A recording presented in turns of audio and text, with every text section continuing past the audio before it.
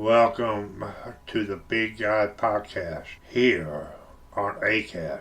We invite you to become members of ACAST Plus. Thank you. Hello, thank you for joining us today. We are really glad you are here. Here's your host of Time Out with Jim. So let's get started. What part of the military are you in? So I'm in the Army National Guard. I've been in there for probably about upcoming 8 years. 8 years will be March. So Okay. So you're on active duty, or do you go back when called? So I'm actively drilling. It's a little bit different the way the National Guard works as opposed to the active duty Army. The active duty Army it's their full-time job. I'm just doing it essentially 1 week in a month, 2 weeks out of the year, 2 weeks being an annual training. So I am actively drilling that 1 week in a month, 2 weeks out of the year, but wouldn't be considered active duty.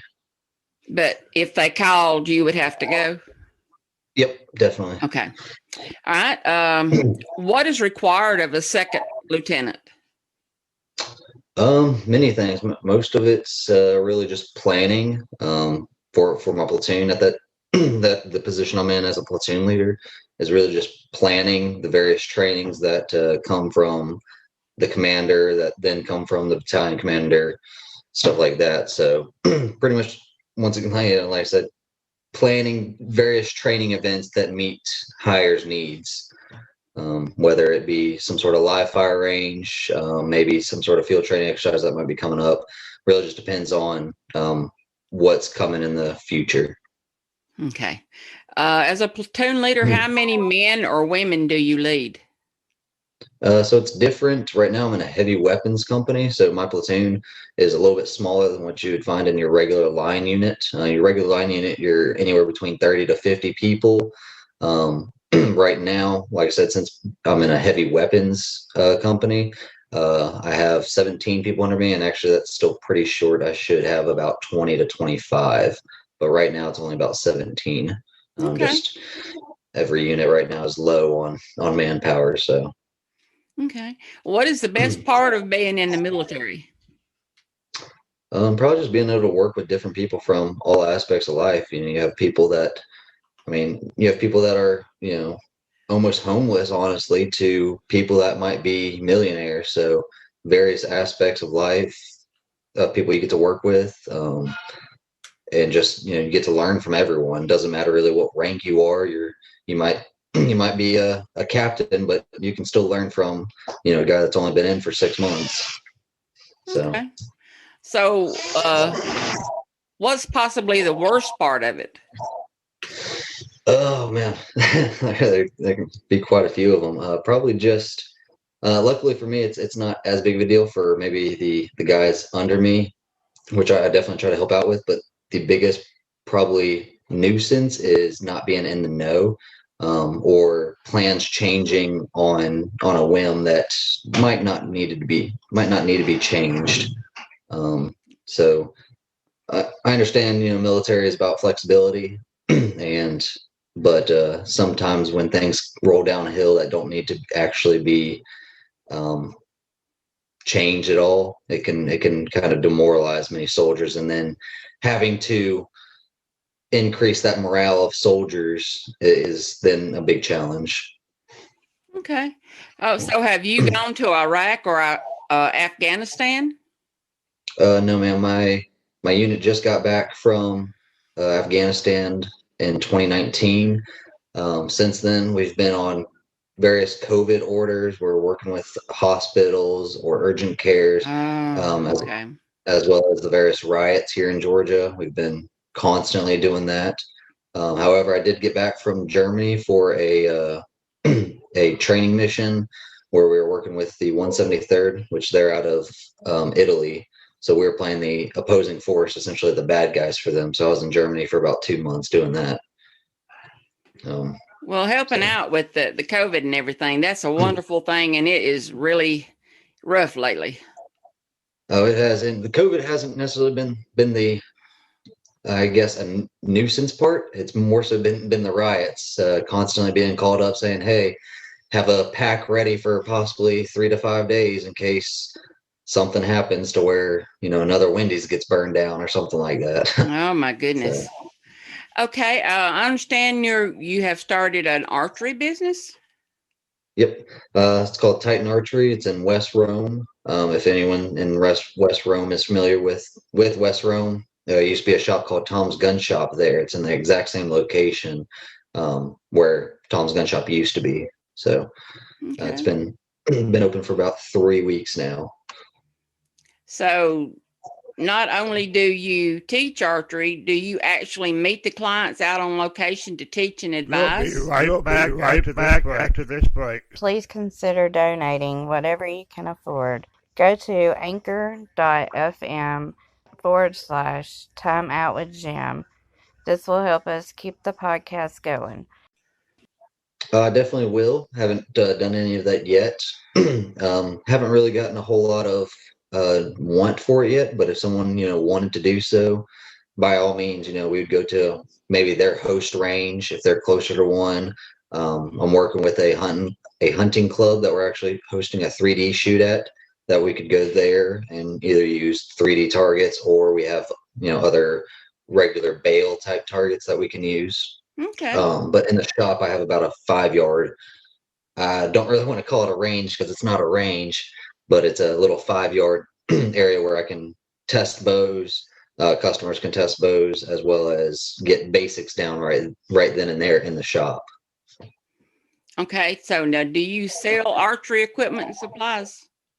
Yes. So anything from bows to sights, rests, stabilizers.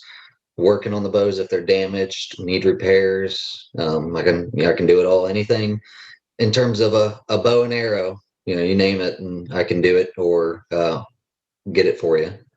Okay. What would you say to a younger person who is interested in archery and hunting, but is maybe scared a little bit? Definitely go to your local pro shop. Hopefully there's a good one around you that can lead you in the right direction. That's not going to just try to sell you something. They're going to try to give you more information than anything. That way you can at least make an informed decision on what you might want to go into, whether it may be traditional type archery or the compound side, and then various types of compound or traditional archery where you might want to go for a more target setup or a more hunting setup. So, or maybe the best of both worlds. So really just go to your best or your closest, hopefully it's a good shop, pro shop, and just pick their brain, ask them any question under the sun, and hopefully they'll lead you in the right direction. Well, would this be something that you could help out with? Oh, without a doubt. In fact, I do it all the time. So people come in just not knowing anything about archery, and they say, hey, ammo right now is scarce or expensive. I want to, get into archery. Where do I start? And I'd rather them ask that question than come in, thinking they know it all. That way I can help them out the best way they can. I'm not going to just try to sell them, a bow setup that costs $2,000 because that's going to move a lot of people away from the sport. And that's, I'm trying to help out people get into the sport. So what is the best part of owning the business? Being able to meet and help new people into archery, or even people that have been in it. In fact, I had a gentleman, he came in, had a bow, and he said his last shop that he brought his bow to, which was a brand new bow he just bought, and he said the shop he bought it from he told me, he's like, yeah, it seemed like they rush, but just something feels off on the bow. And even newer shooters can typically tell if something feels off when they're shooting their bow.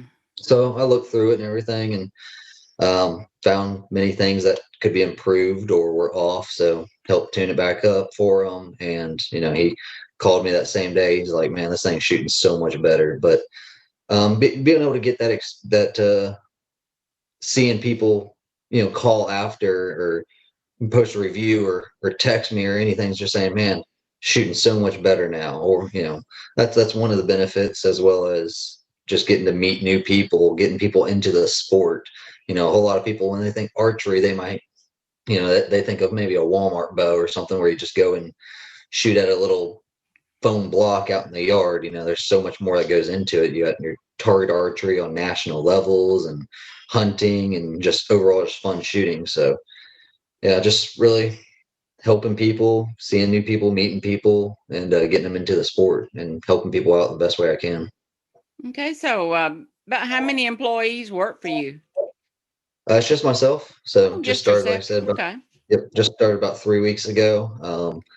Hopefully, hopefully as things pick up, can bring more people in. However, I'm sure any other shop that might be listening to this, they can attest to it's hard to find someone that one is going to take care of your bow the way that we're going to take care of your bow.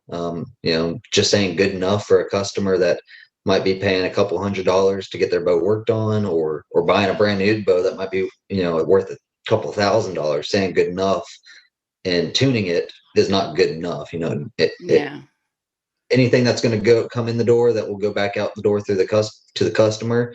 If I wouldn't want to take that to a national tournament or to out in the woods to hunt with, then it's not going back out the door. So that's probably the biggest thing of finding, employees will be just someone that really isn't just about the money, wants to make sure every person has the best service possible. Okay. So where can people learn more about you and your business? So we have, of course, our Instagram, our Facebook, and our website. Our Instagram is Titan Archery. Same with our Facebook is Titan Archery. And then our website is taarchery.com.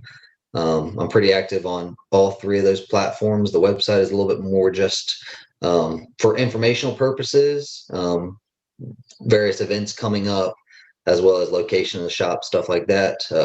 Really, the Facebook and the Instagram are going to be where you can get a lot more information on new products that we might be carrying, new products that we will be carrying in the future, companies we're working with, as well as you can still find our location, contact information, stuff like that on our Facebook and Instagram.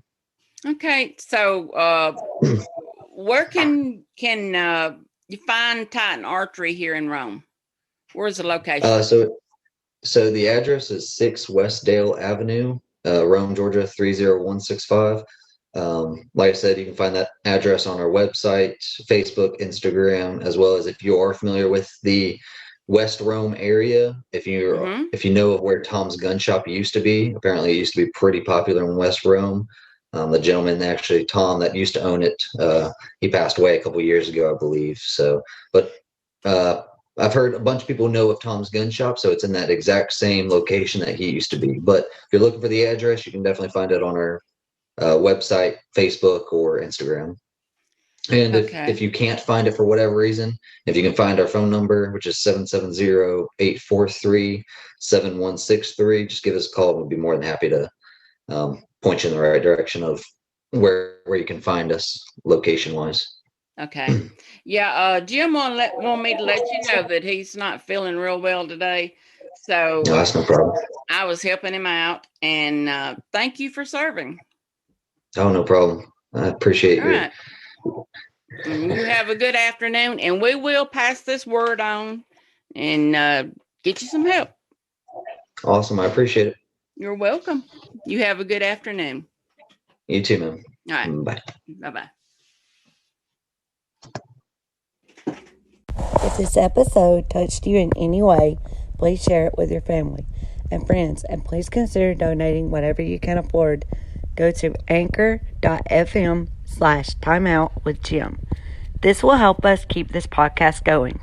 Thank you for listening, and until next time, God bless. Thank you for taking your time out to give us a listen. And remember, become a member of ACAST Plus.